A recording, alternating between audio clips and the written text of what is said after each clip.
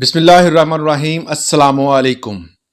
आज हमने बात करनी है कि जब भी आप कोई प्रॉपर्टी खरीदते हैं तो उस प्रॉपर्टी की जब पेमेंट की बारी आती है तो किस शक्ल में पेमेंट की जाए कि क्रॉस चेक दिया जाए, पे ऑर्डर दिया जाए या कैश दिया जाए।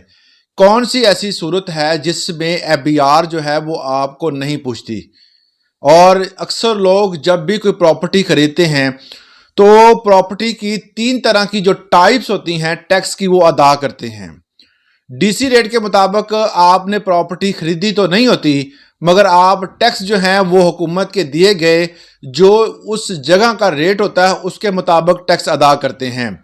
मिसाल आपको दे देता हूं कि आपने 1 करोड़ की प्रॉपर्टी ली और आपने 50 लाख जो है उस हिसाब से आपने टैक्स अदा किया, क्योंकि गवर्नमेंट का जो उस जगह का रेट था वो 50 लाख बनता था। तो हर जगह पर गवर्नमेंट का डीसी रेट और फेडरल बोर्ड मतलब एफबीआर का जो है वो रेट अलग होता है।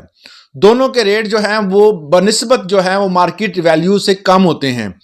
वो रेट जो है उस पर हम अपनी रजिस्ट्री करवाते हैं, अपने टैक्स पे करते हैं और उसके बाद हम अपनी प्रॉपर्टी को मतलब टाइटल ऑफ डॉक्यूमेंट अपने नाम तैयार करवा लेते हैं, जिसे आम जुबान में रजिस्ट्री कहते हैं। ये सारा प्रोसीजर आम बंदे को जो प्रॉपर्टी का कारोबार करता है उसको भी पता है, मगर यहां पर बात आती है कि किस फॉर्म में, किस शक्ल में हम पेमेंट करें। जब बंदा प्रॉपर्टी खरीद लेता है, टोकन दे देता है, उसके बाद वो अगले बंदे का जो समझ लें कि उसके हाथ में उसकी लगाम आ जाती है, वो कहता है जी मैंने अब जो क्रॉस चेक नहीं लेना, बैंक टू बैंक पेमेंट भी नहीं लेनी, आप मुझे कैश दें। अब अगर आप कैश देते हैं तो एफबीआर इसमें पूछेगा, बिल्कुल पूछेगा। अगर आपने कोई भी प्रॉपर्टी खरीदी है तो यकीन माने, याद रखें, अगर आपने प्रॉपर्टी का डीसी रेट 50 लाख है और आपने 1 करोड़ उस बंदे को ट्रांसफर कर दिया है बैंक टू बैंक, तो एफबीआर का अगले ही हफ्ते आपको नोटिस आ जाना है। ये एफबीआर जो है वो आपसे ये पूछेगा कि आपने जो प्रॉपर्टी खरीदी है, फिर जब नोटिस आएगा तो आपने बताना है जी मैंने तो प्रॉपर्टी खरीदी है।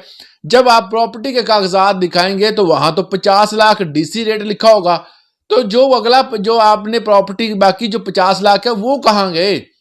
फिर वो आप कहेंगे जी वो मैंने प्रॉपर्टी के एवज अदा किए, उस पर भी फिर गवर्नमेंट आपसे टैक्स वसूल करेगी। तो इससे टैक्स से बचने के लिए जो बंदे फाइलर हैं वो चीज को जानते हैं कि जो डीसी रेट के मुताबिक ही आप पेमेंट ट्रांसफर करें, बाकी पेमेंट जो है वो कैश ट्रांसफर करें। ये तो हो गया जी एफबीआर को उसके टैक्स से बचने का तरीका। अब जो मार्केट में अक्सर आप देखते हैं कि जो दोस्त अहबाब कहते हैं जी आप कैश की शक्ल में दें, जो देने वाला है वो भी फंस जाता है, जो लेने वाला वो तो फंसा ही होता है।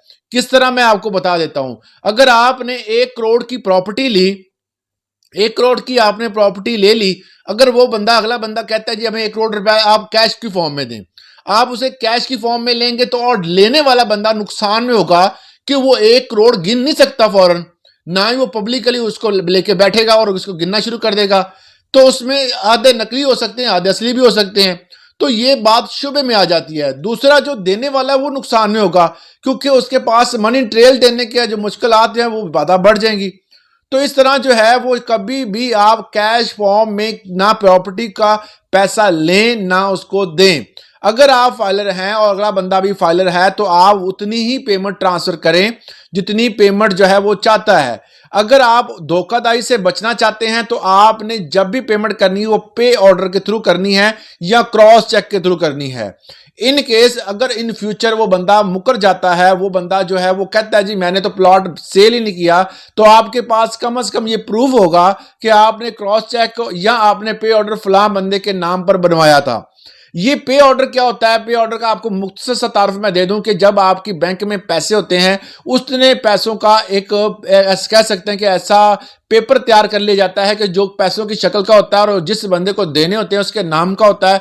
बेसिकली वो पैसे ही होते हैं, आप बैंक में देकर उससे वो पैसे वसूल कर सकते हैं। ये पे ऑर्डर बनता ही तब है जब आपके अकाउंट में पैसे हों। दूसरी बात जो है क्रॉस चेक जो होता है वो किसी दूसरे बंदे के नाम पर बना दिया जाता है। वो बंदा जाकर बजाते खुद जो है वो अपने शनाख्ती कार्ड की कॉपी साथ देता है, सिग्नेचर करता है, फिर वहां से पेमेंट वसूल करता है। अगर आपने कैश दिया है तो कैश के कोई सर पांव नहीं होता, आप फंस जाएंगे। फिर आपको ये, अगर वो बंदा मुकर जाता है, अगर वो बंदा नहीं मानता, तो आपके पास कोई जवाब नहीं होगा कि आप उस बंदे को कहें जी आपने तो पेमेंट ली थी, आपके पास प्रूफ क्या है?